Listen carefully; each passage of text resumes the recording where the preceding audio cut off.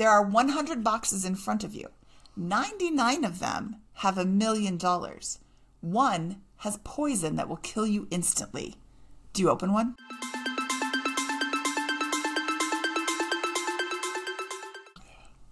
Hi there, I'm Mindy Jensen. And I'm Carl Jensen. And this is the Mindy and Carl on Money podcast, where we talk about what happens after you reach financial independence.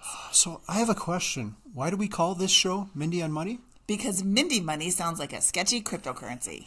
Sketchy? That sounds way more than sketchy. I wouldn't use Mindy money for all the real money in the world. Hey, calm down. You're not launching your own cryptocurrency, are you? No. Do I like cryptocurrency? No, I'm done with you. You talked about Mindy coin a while ago, and you talked about Mindy coin a while ago. Okay, I think it was your idea. Mine was Carl coin. Yeah, okay. Well, neither one of them are coming out. Anyway, on this episode of the Mindy and Carl on Money podcast, we are going to give you 16 questions to talk about with your partner. But before we get started, let's take a quick break. Today's show is sponsored by us? Wait, what? That's right, Carl. Today's episode of Mindy and Carl on Money podcast is sponsored by the Mindy and Carl on Money Scholarship Fund. We feel very strongly about in-person FI events, and attending these can give you the boost that you need to keep going when sometimes you feel like you're the only person that you know that is pursuing financial independence. However, you need more of a boost when you're just getting started. And when you're just getting started is when you can least afford to go. So we have created a scholarship fund to help people attend these events. Go to mindyonmoney.com/scholarship. Boy, that's hard to say. To learn more. Is there going to be Mindy coin associated with the scholarship? Okay, enough. Let's get into it. In today's episode, we've come up with 16 questions to discuss with a potential partner or your current one to make sure you are on the same money page. And on a deeper level, that you have common values. And while we don't want to pigeonhole anyone, these are better to ask before things get serious. So this is more aimed towards our dating listeners than our married listeners. However, if you're already married and you find yourself not on the same page, this could help you determine values with your spouse. We do have some that will apply to married people, particularly the fart question, which we'll get to. Oh my goodness. Spoiler alert. This isn't Mile High Five. This is Mindy on Money. You don't talk about farts here. No. It's going to be great. There's a purpose for it. It's yeah. And we sure don't talk about asparagus. So these are really just meant to generate conversation. We're not trying to instigate an argument here. These are just meant to lead to a deeper conversation between you and your partner. So hopefully you build a stronger relationship. Hopefully it can be as deep as ours.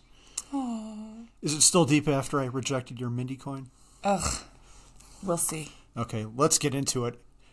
We encourage you to go over these questions with your partner. You can download them at mindyonmoney.com/questions. We'll answer some of them in the interview. First up, number 1. What was your childhood like? Ooh, I like this one a lot because everyone's childhood is different and everyone reacts to it differently as well. I can think of one friend of mine who grew up fairly destitute.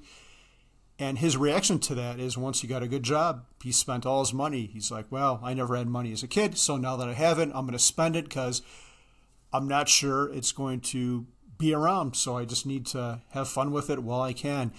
But then I've met other people in the exact same situation that reacted the exact opposite. They didn't have money, and then they hoard it because of money security issues. So everything always goes back to your childhood. Any issue you have as an adult, it's probably due to some kind of childhood trauma or incident. And that includes money as well. Question number 2. There are 100 boxes in front of you. 99 of them have $1 million. One has poison that will kill you instantly. Do you open one? Ooh, this is such a good question. I want to pose it to you first. What would you do? I don't know. I've got a 99% chance of getting $1 million, but I have crap luck. So I'm sure I would open up the poisonous one and die. What would you do? If you wanted to open it, I'd be okay with it. Oh. Just kidding. After I have my life insurance policy, right? So this question for me depends on where you're at in life. If I was 18 and just out of school, I think for sure I would have done it. 99 out of 100 is a pretty great chance of winning $1 million. But now there's no way I'd ever do it. We are set and we don't need any more money. So there's no way I'm going to do it. But I'd like to pose another version of this to you. What if there was $1 million in 10 of the boxes and the other 90 had a fart in them? I'm so done with you. I and sprung your this on stupid her. fart questions. Then I would do it. Is the fart going to kill me? Is it like this poisonous gas that's going to kill me? Or is it just going to be an unpleasant aroma for a while? It's going to be pretty bad. Like you had White Castle and Taco Bell the previous night. Nobody's even going to continue listening if you keep talking about farts. Yes, I would open it if it's not going to kill me. It's the death that gives me pause. I'm glad you just amuse yourself. You just laugh. You're just giggling like crazy. It's so cute. We should tell the listeners where they could download this excellent set of questions should they want to ask their partner. I already did. Thanks for listening. Oh, MindyOnMoney.com/questions. The listeners already got that, but I gave it to him again. Okay, in case they weren't paying attention like me, apparently. Story of my life. Number 3. Does talking about money make you uncomfortable? And if so, why?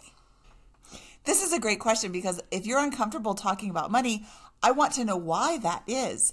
Are you uncomfortable with it because you've had scarcity mindset or scarcity in the past and therefore it makes you uncomfortable? Or are you hiding something from me? Or do you want to hide something from me?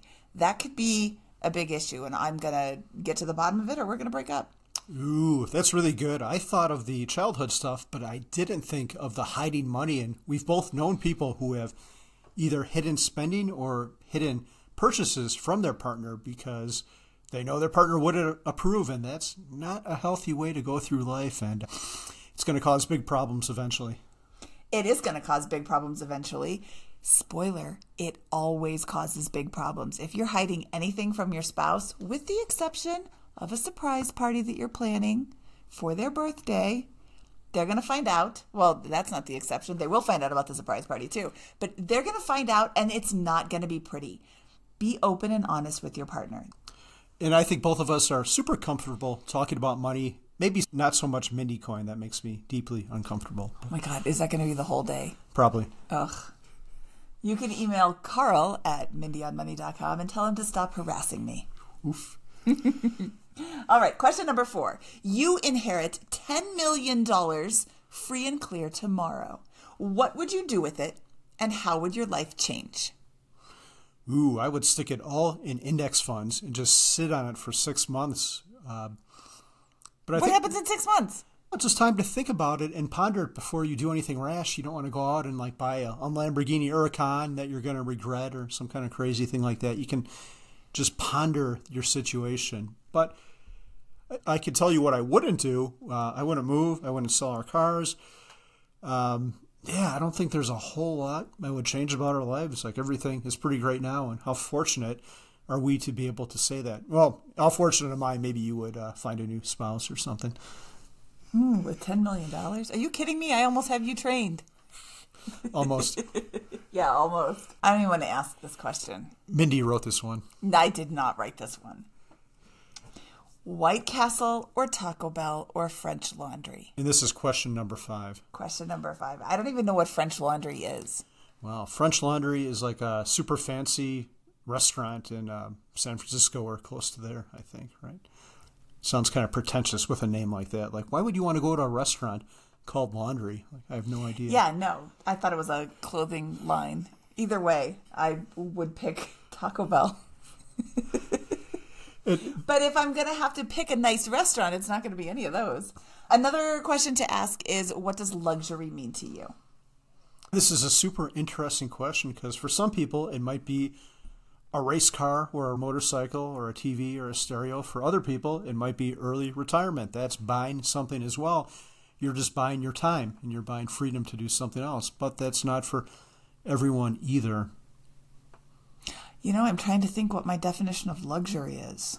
Yeah. I'm going to have to think about that. Yeah, it's a great question. I always read things like, for example, a Tesla isn't luxurious. Like, why not? What doesn't it have? What makes a luxury car? As a former vet driver, that's Chevette for all of you listeners out there, I can say that a Tesla is absolutely luxurious. Question number 6.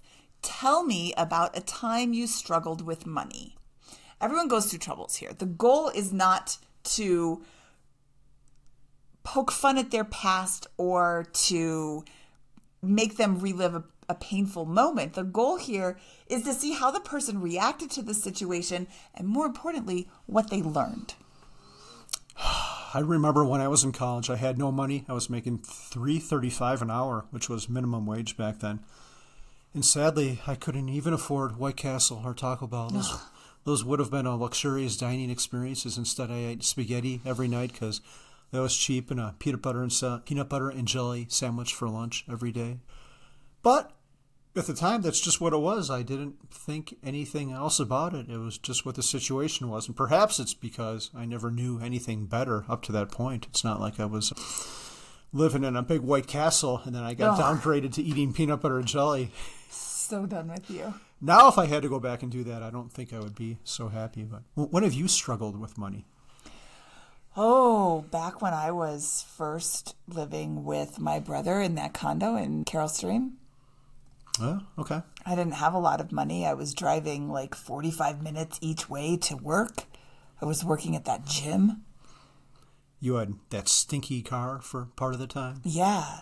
I totaled the one car, had to get a new car. The only car I could afford was smoked in by a cigar smoker who didn't bother putting the windows down. And thanks for making me walk down that memory lane. No, it's good, though. I think everyone should maybe not struggle or be in pain, but have a job that they don't like so much, because then that really makes you appreciate the good job when you finally get it. Yeah. And I didn't feel like I was living in poverty. I felt like you were. Well, thanks. I'm just kidding. I don't think I thought about it once. I thought you were super rich because you had a house. Wow. Actually, I thought you lived with your parents at first, and when I found out that you had your own house, I was like, wow, it's not even a condo, it's an actual house. Yeah, but really I had super debt. Like, I was in a far worse situation than you. I know. Look, turns out I was rich, not you. Yeah, you were the rich one. I was rich with my $0 net worth. Better than negative 60,000. Okay, before we get to the next question, I want to address the bull in the room. YouTube viewers will see that we have a bunch of bulls behind us. Can you tell us what those are for? And by the way, we usually have one great big huge bull picture, and now we have a bunch of little ones. It's like the bull has reproduced and shot its offspring all over our recording studio here. What a gross way to say that. We are going to send them to our guests who have been on the show. Yes, so I took this picture of the bull earlier. No, it was last year at this point. Oh, time flies. And as a show of gratitude, we're going to give any person who appears on our show one of these bull photos. There you go. It's an 8x10 original photograph. We'll have some in economy, too. If you ask me real nicely, maybe I'd give you one. Maybe. Give me a kiss on the cheek. Well, if you win the asparagus eating contest. Ugh. Are you going to participate in that? No. Okay. Not even a little bit. It is going to happen. Oh, we digress. Question number 7. You won big on a game show and now... Question number 7. You won big on a game show and can have one of the following: your dream car, a beach cottage, $250,000 in Bitcoin, or $250,000 in VTSAX. Which do you choose? $250,000 in Mindy coin. No, I'm not touching that. Again, we're not looking for people to cast judgment or aspersions on their partner. This is just to show what their values are. If you would put the money directly in VTSAX and your partner is like, I want a Ferrari, maybe you've got something to talk about, or maybe you need to keep separate bank accounts because your money goals sound like they're a little bit different. And that's a really great point. You don't always have to combine your finances, but you both have to be in agreement on not combining your finances. You both have to be in agreement on how you are going to handle your money. And we choose to combine our finances. We choose to consult each other when we have outsized purchases. We have not given ourselves a specific dollar amount where anything over $100 I have to check in with Carl, or anything over $2.50 you have to check in with me. That is your rule. But there's nothing off the table because we talk about everything. And I don't know if you got it so far or not, but we are big believers in the C word, communication. What would you do with $250,000? I would either take a beach cottage. What kind of ramshackle, crappy house am I going to get for $250,000 on a beach cottage? Yeah, I'd probably have to be in a conflict country or something. Yeah, okay. So I've already had my dream car, and that was really nice, but I don't feel comfortable driving that much money around on four wheels. So we got rid of it. That was a 1990 Acura NSX. Oh my goodness, so sweet. But that's out of my system, so I don't want a dream car. The beach cottage, nowhere you get in a $250 beach cottage anywhere worth having. Like on a swamp in Wisconsin. Oh, no. I don't believe in Bitcoin, so I'm not going to do that. It would be $250,000 in VTSAX. And let me guess, you would do the same. The crypto people are going to send you hate mail. Well, they can send it to I don't care at leavemealone.com. Question number 8. How often do you look at your investments? So here is where we part ways. Carl is obsessed with checking out our spreadsheets and our financial numbers, and he looks at them every single morning. Me, haven't seen them ever.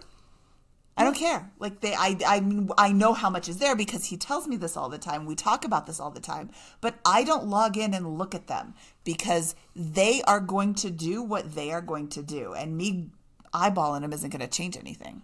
I'm so shocked. Like, you don't care at all. Like, you never. Like, I've got it. I actually have it in 2 different places. We have an account at Empower. You can go to MindyOnMoney.com/Empower to learn more about that. And I actually I've got 2 different spreadsheets, so we have it in 3 different places. And yeah, I probably look at them all every day. Care isn't the right word. I'm not concerned. I believe in the long-term growth and viability of the United States stock market, which is what we're invested in. Okay. I believe that over the long haul, it's going to go up and to the right. So I don't need to keep looking at it every single day to see if it dipped down today and tomorrow it'll go back up, or it'll dip down for a couple of days and then go back up. I believe it's going to go back up. So I can look at other things on the internet. And to be clear, you have a much healthier attitude. Well, I guess it depends on what other things you're looking at on the internet. Recipes on Pinterest. So that is better than checking your investments because, checking your investments is unhealthy and might cause you to do things that you shouldn't do. What do they say? The best people are supposedly dead people or something like that. The best investors. The best investors are dead or forgot their password. Yeah. Well, if that's what it takes to be the best, I don't want to be the best, but second best. I think that's actually a myth. I said that once on a Bigger Pockets Money episode, and somebody emailed me. They're like, that's not true. Again, if that's a myth and you want to call me out on spreading falsehoods, you can email idon'tcare@tellsomebodyelse.com. And don't kill your partner to make them a better investment either. We strongly discourage that. Wow.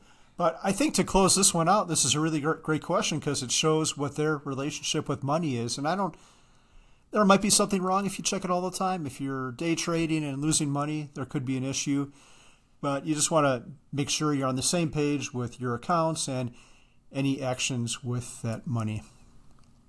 Question number 9. Would you move for your dream job? Would you move for my dream job? I think this one is a really important one. This isn't date number 1 conversation. You're going to look kind of crazy if you ask this on the first date.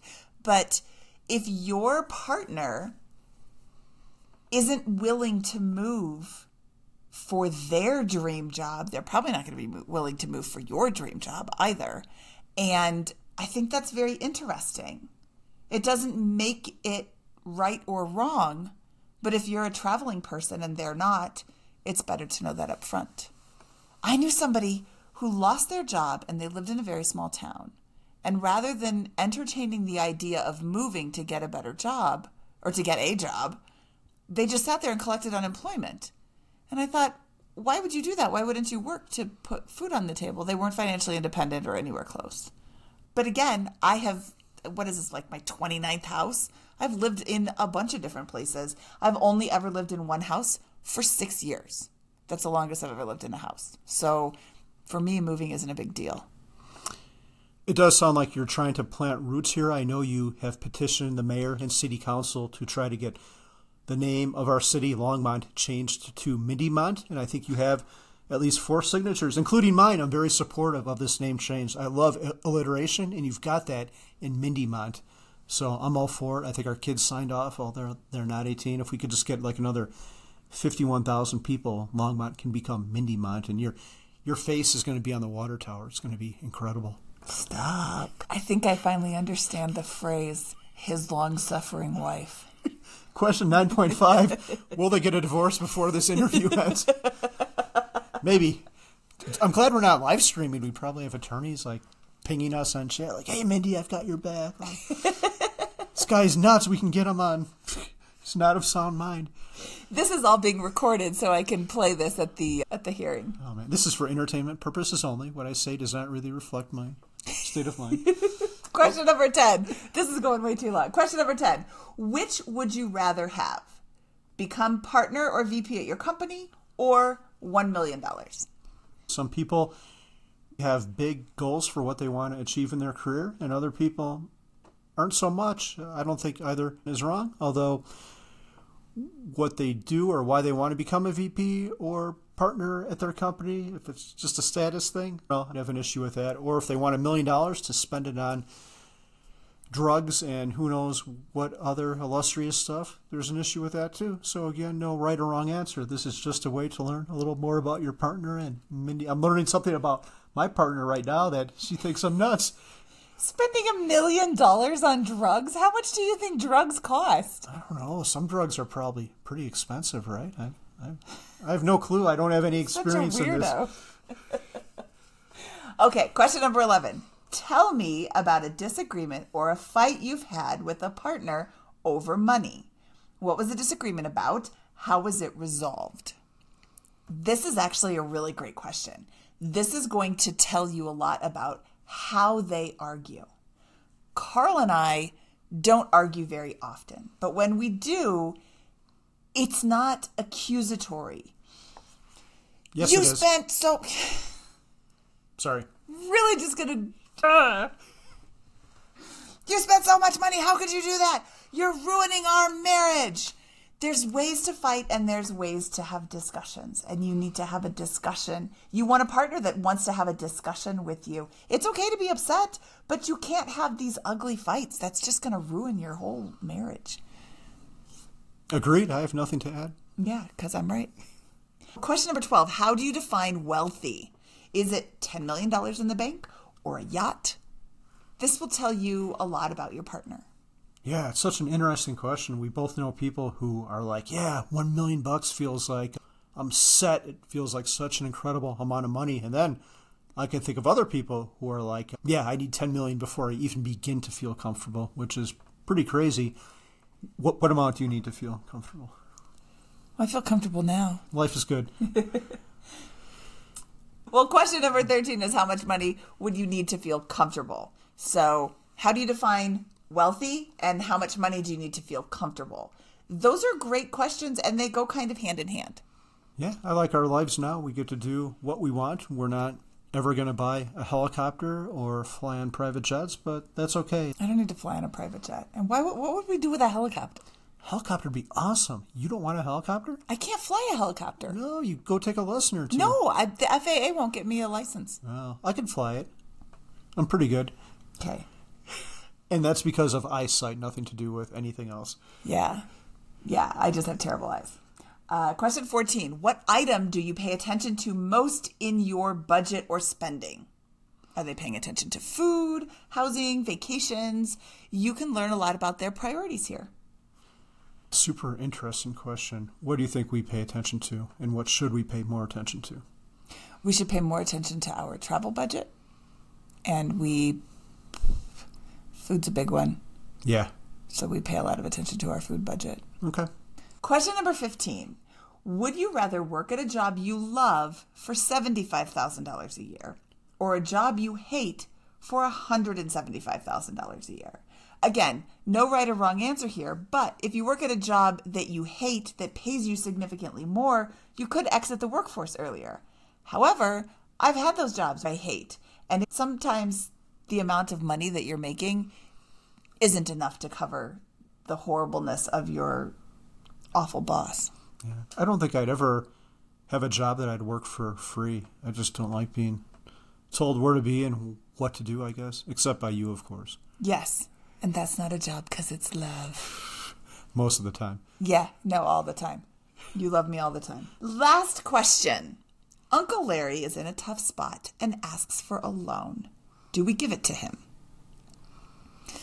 This probably happens a lot more than you think. I mean, how many people, before we started doing a podcast and writing a blog and all of that, how many people asked us for a loan because we're good with money? The only people I would lend money to are the people who don't need it. The people who can find it another way, the people who guaranteed will pay me back. And who's asking for money? The people I know for sure I will never see a dime of that back from. Yeah, it's a tough question. I'm going to say a little secret here, which is probably not a good idea, but I'm going to say it anyway. We've had multiple people ask me for money, some people I know and some people I don't. And the thing I always come back with is, well, I'm not so sure about that, but do you want to talk about your financial situation? Perhaps there's a way I could help you figure out some things and get you in a better place. Without exception, no one has ever taken me up on that offer. It's just crickets. No one wants to try to figure out what they're doing wrong. They just want an easy solution. And if I was to give them that easy solution, they'd be asking me for more money the next week or the next month or the next year. But if they were to actually take me up on that, and here's where the secret comes in, I might actually be willing to help them. But they never do, so I don't. I think if someone was really in a tough spot, and I can't think of an example off the top of my head, but a friend or a loved one just came upon some super hard time, maybe not due to any fault of their own, maybe some sickness, I wouldn't lend them money. I would just give it to them and say, hey, if you want to, pay us back someday or donate an equivalent amount to charity, and you don't even have to tell us. But there's big strings with giving people money or lending people money.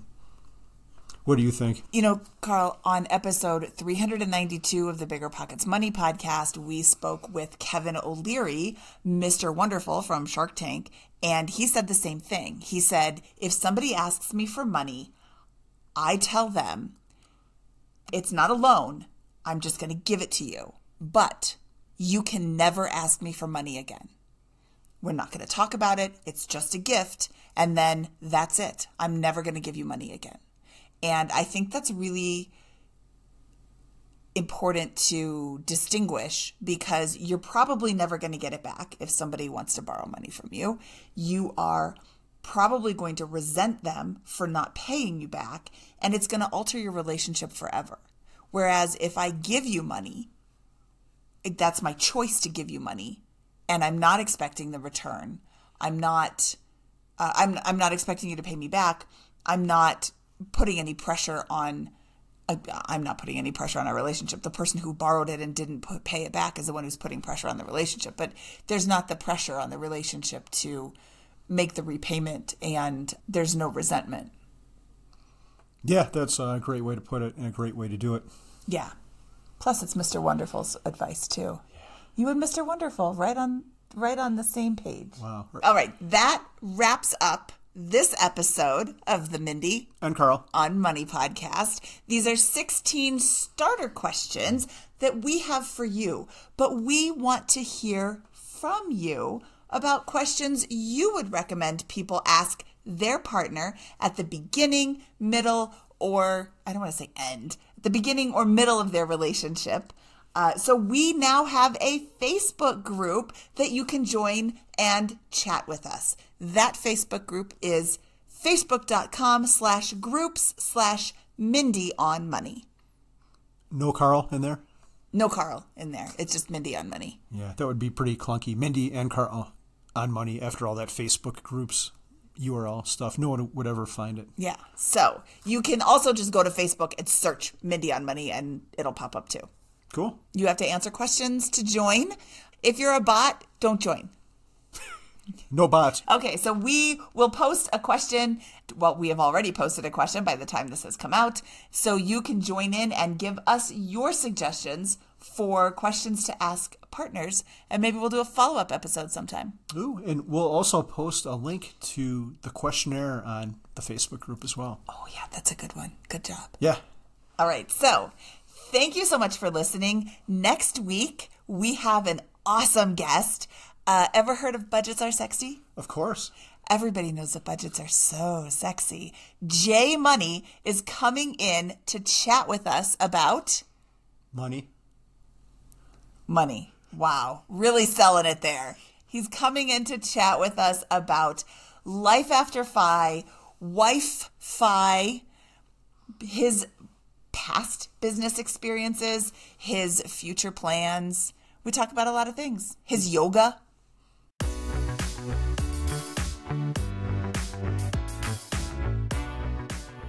Okay, there's 100 boxes and 99 of them have a fart and one of them has unlimited White Castle for life. You get 2 chances. What do you do? Is that where all the farts came from? So meta. So it sounds like you would do it then. No! Why are you... Stop talking about farts. This is Mindy on Money, not Carl's stupid joke podcast. Okay, instead of farts, they have spiders, but they're only slightly venomous. But they get... They're jumping spiders, and if you open it up, they may or may not jump on your head. Okay, first of all, they will, because jumping spiders jump. That's what they're called. Second of all, I would never open a box if there was the remotest chance there was a spider in there. What if they were nice spiders? There's no such thing. Those daddy long... Well, I guess they're not really spiders. They're arachnids, but not spiders. Those are kind of cool, right? No. Oh. Okay, for all of you spider lovers out there who want to convince me that they're great, you can email nope@ihatespiders.com. Okay, 100 boxes. Stop. Okay, how about this? 100 boxes, and every single one of them is you have to stop using the word fart forever. I'm not opening any of them. I already opened them all, so now you have to stop using that word forever. That's my favorite word. I know. That's why I said it. Can we still have a PG podcast with all this fart talk? That you? Yeah, probably. I don't think it's a... Yeah. Well, it is a 4-letter word, but I don't think it's a bad word. Yeah. It's a 4-letter F word that we can say.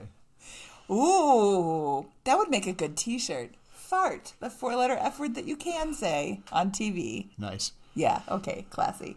The end. Goodbye. Thank you for watching. What the fart? Stop. Bye.